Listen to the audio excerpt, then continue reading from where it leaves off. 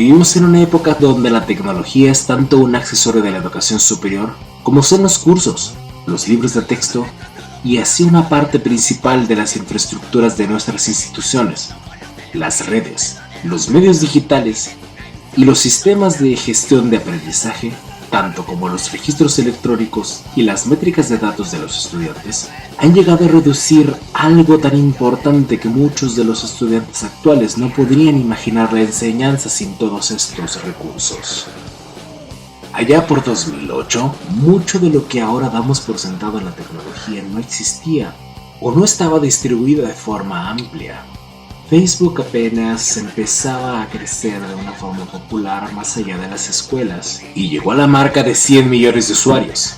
En la mente de los tecnólogos educativos jóvenes que trabajaban en los márgenes de sus propias organizaciones, donde sus ideas radicales no eran aceptables, surgieron ideas audaces para espacios digitales expresivos de manera individual utilizando los blogs y los wikis.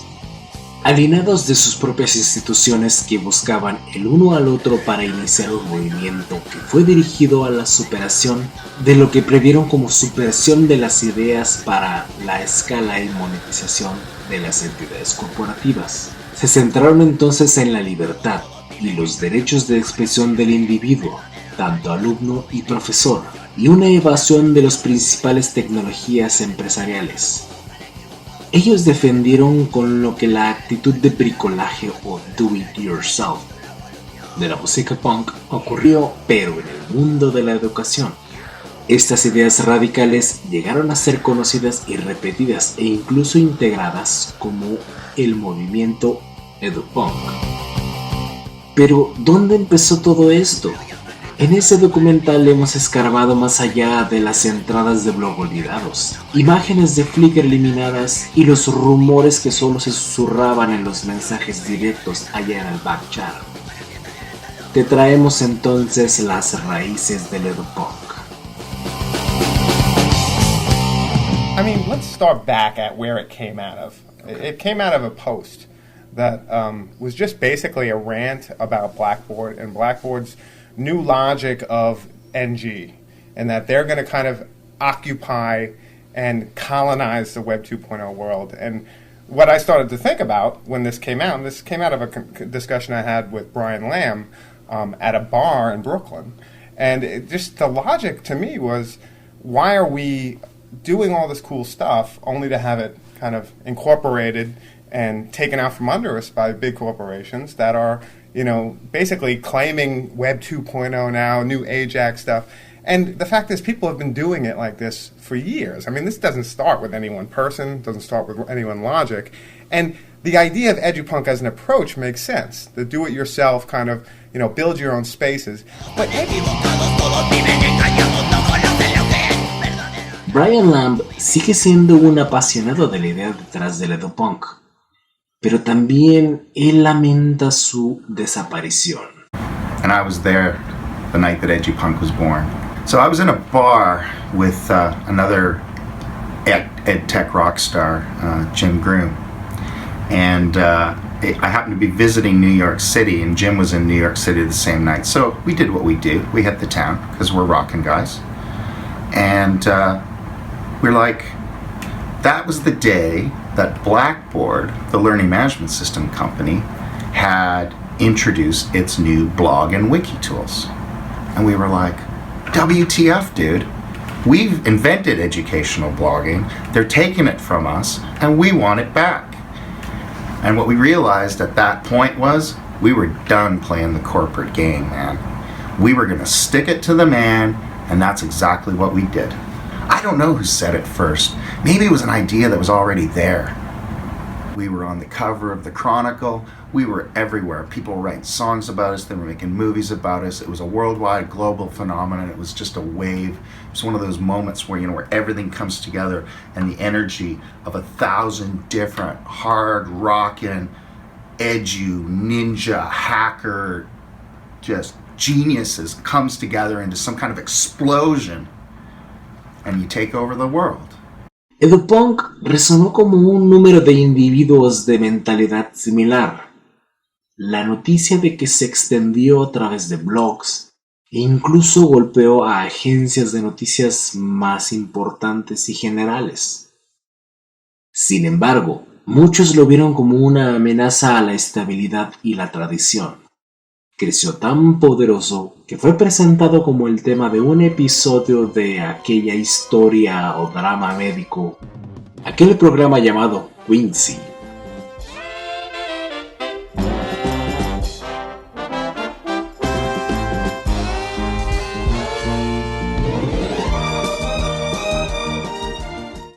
She comes home and when she finds her daughter buying new vanity domain names, forking GitHub repositories, submitting commits, and locking herself in her room recording Node.js interaction models. You've got to see it with your own eyes to believe it, Quince.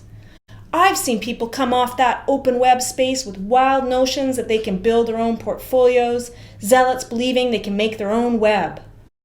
What could persuade a kid to act like that? Maybe the greatest persuader there is, the internet. I wanna get off.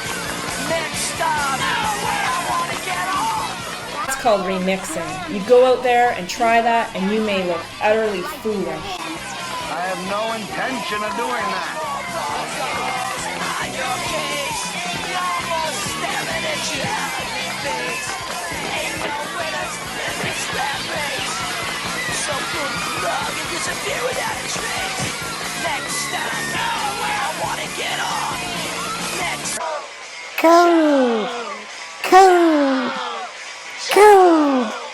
Make a course with Pearson. No other way that you can. Tell the teacher no more tests. Better ways to assess. Code up. Don't buy software. Code it up. Don't buy textbooks. Open it up. Do it all in code. I want to see you. Code. Who got us this kind of education? It was your generation. Now you people want to disrupt it all, blow it to bits. You're telling us to cool it? Not so many years ago, it was a generation of young people worked as hard as you are to build the LMS. They worked their tails off to build it. Trying to make the web easy to build. Trying to make course sites. But all you do is gripe.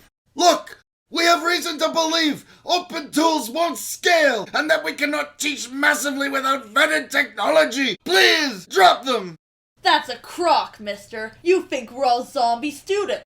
You're the monster. Your whole greedy enterprise. That's a ripoff, man. We're just your information sources. Besides, dude, your data model sucks. Why would anyone want to use software that is not scalable when you can have something that can teach millions?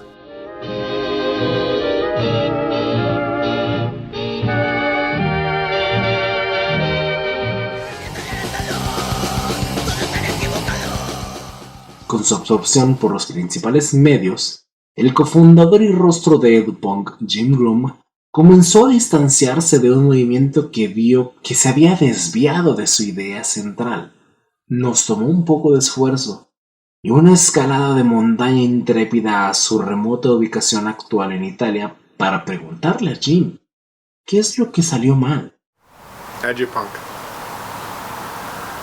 You know, I don't know what I can say about it. You know, I guess some people have had some things to say about it. I'm not sure who's really talking about it now. But I can say that when it was happening, when the idea of an alternative to the predominant way of doing ed tech did emerge, it felt good and it felt right. And it was pure in my heart. It was pure in my heart. Lo que parecía tan viva y vibrante allá en 2008-2009, pareciera casi pintoresca y fechada en 2015. Entonces, ¿qué pasó con Edypunk? I don't know, like what happens to every, truly revolutionary moment. You have your moment of being and becoming, and then something happens. Some people sell out. Some people burn out. Some people just fall by the side.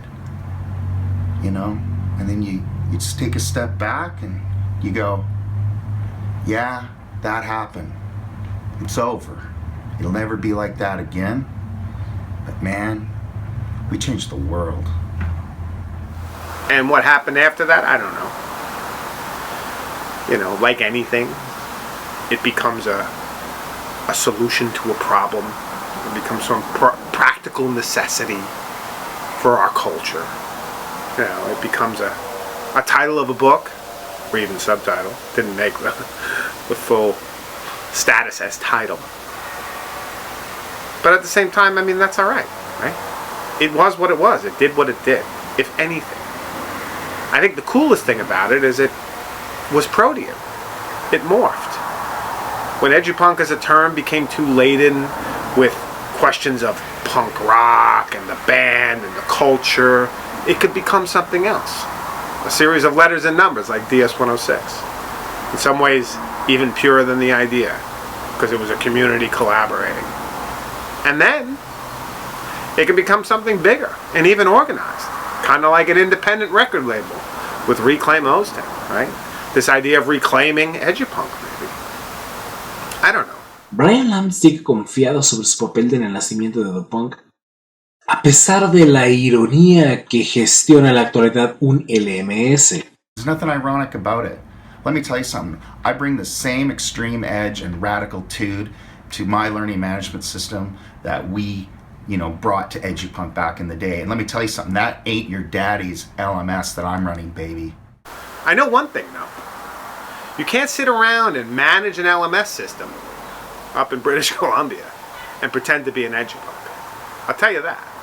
That, for me, is incongruous. And it's unacceptable, right?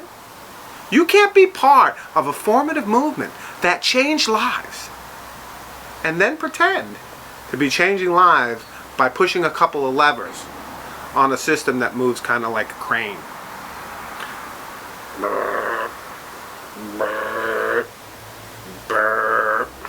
A pesar de la decoloración de distancia del Edypunk como un grito de guerra, tanto Jim Groom como Brian Lamb llevan aún su espíritu original. Mientras tanto, hay quienes en todo el mundo, especialmente en América Latina, mantienen una mentalidad de tipo Edypunk. Lo que nos proponemos aquí entonces es explorar qué y cómo algunos pueden ver cómo es que una idea caduca, expirada como Edypunk, ofrece una esperanza y motiva a la innovación en el mundo moderno de la educación. Porque Edypunk está lejos de estar muerto. I feel pretty good. I don't know. People have asked me, Edypunk is going to do another tour. I just don't know, right? I don't know. I've got a lot of commitments, And let's face it, without the cult of personality that is Jim Groom, what the hell is Edypunk? It's nothing, right? It's just a word. It needs that je ne sais quoi, right? It needs that certain something, special something. I think it's gone to so many places that you can just kind of feel it oozing up from the cracks every time you walk in an educational institution. That's why education's cheaper than ever, better than ever, more publicly relevant than ever. It's because of Edypunk. Am I excited? I don't know. Excited. Do good shit. Do good shit. That's all that matters. Everything else, licenses, infrastructure, content, I don't know. Just seems like words, right? Language keeps me locked and repeating. Words of wisdom, Floyd. Words of wisdom.